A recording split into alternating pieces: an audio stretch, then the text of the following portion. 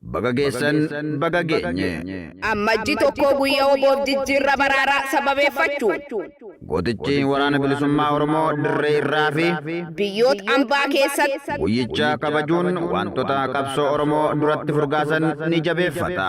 guyyaan kun guyyaa oboon diin ofirraa lolaa Seenaa keessatti deebisee of dhaabee akkuma ta'e woboon Oromiyaa keessatti diin irraa dhukkee haasaa sabicha bilisummaa gonfachiisuuf lafee dhiiga lubbuutti kaffalee daran hojjechuuf kutannoon dirree qabsoo irraa onnatee jira.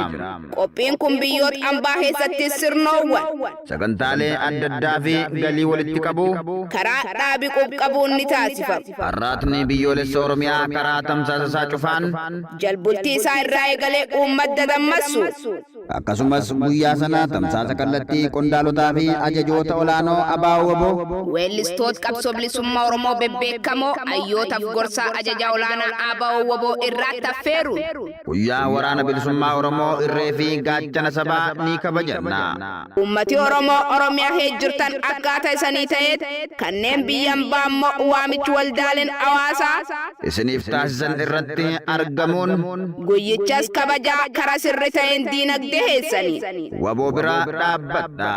Baga jalbultii ammajji tokko guyyaa oboof jijjiirra baraaran isan ga'i. ABO WBO.